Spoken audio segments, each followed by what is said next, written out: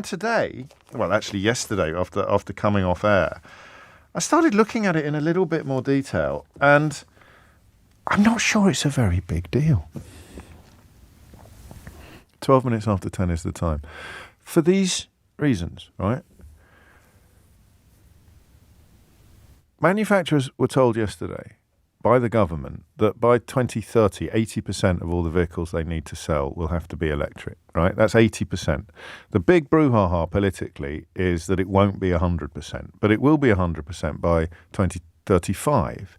So what we have is a 5-year pause on the last 20% of new car sales. In fact, if they don't sell a certain percentage of electric cars from their overall roster, they will actually be fined. There are going to be fines in place. So if you're a motor manufacturer and the percentage of cars that you sell that are electric doesn't hit, I think it's 22% next year, and then it rises incrementally until 2030, you're actually going to be fined. So the punishments are in place. All they seem to have done is delay the point at which that final 20% will be removed from the forecourts, as it were. And if I was a manufacturer, I don't think I'd change my plans according to what Rishi Sunak has announced.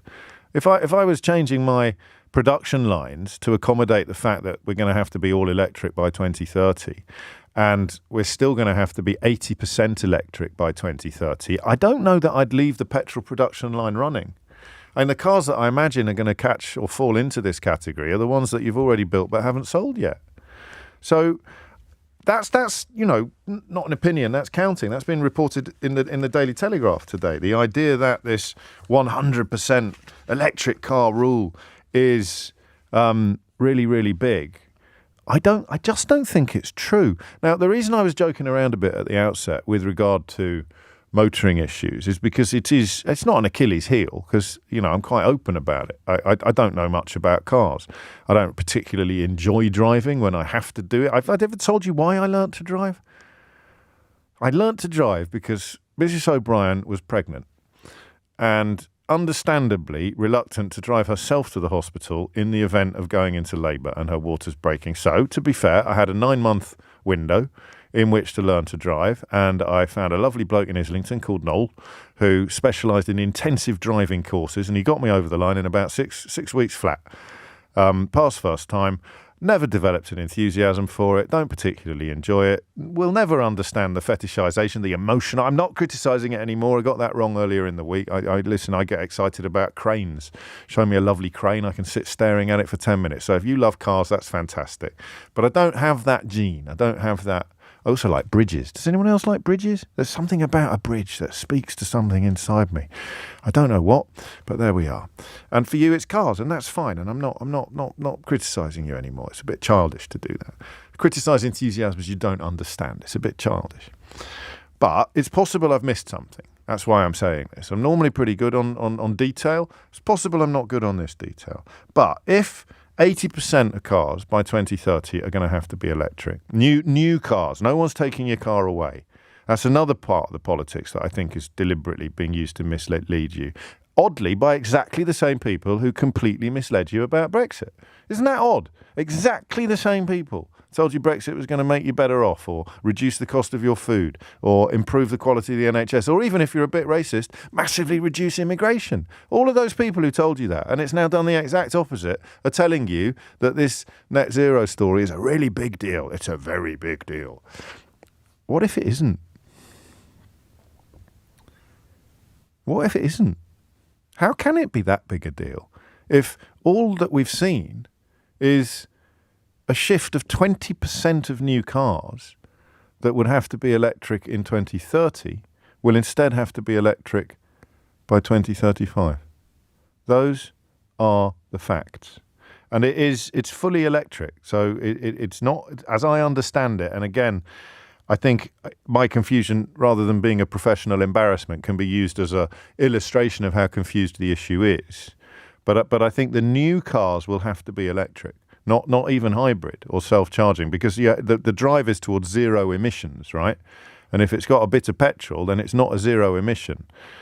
I've tried to absolutely nail that down, but I haven't necessarily fully succeeded. We're pretty confident that's the rule, but it doesn't matter because you won't need to buy a new car until you need to buy a new car. And the market in second-hand cars will remain in place. The deadline for full zero emissions is 2050.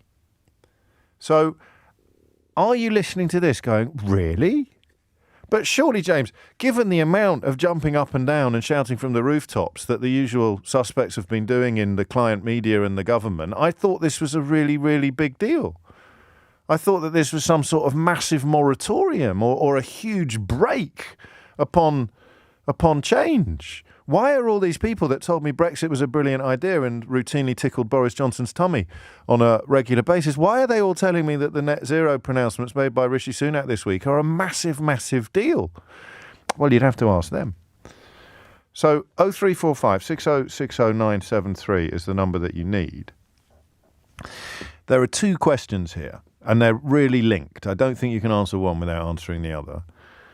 The first question is, are you right? Am I right? I mean, is this actually not a very big deal at all?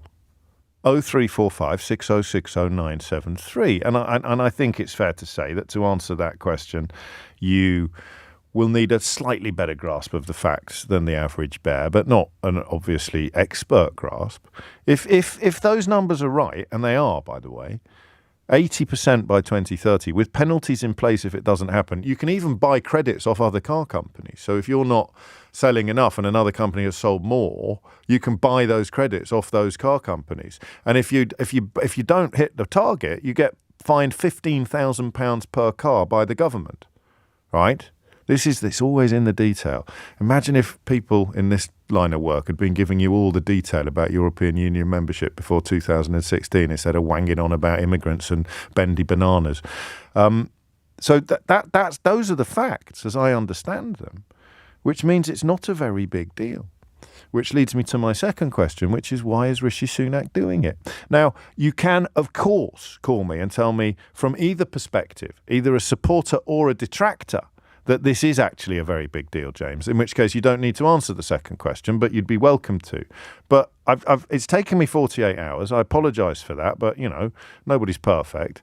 It's taken me 48 hours to come to what I would call a comfortably informed position on this. It's changed a little bit in the last 24 because of this news or this reassurance given yesterday to the motoring industry that the 80% requirement for new car sales will still be in place in 2030.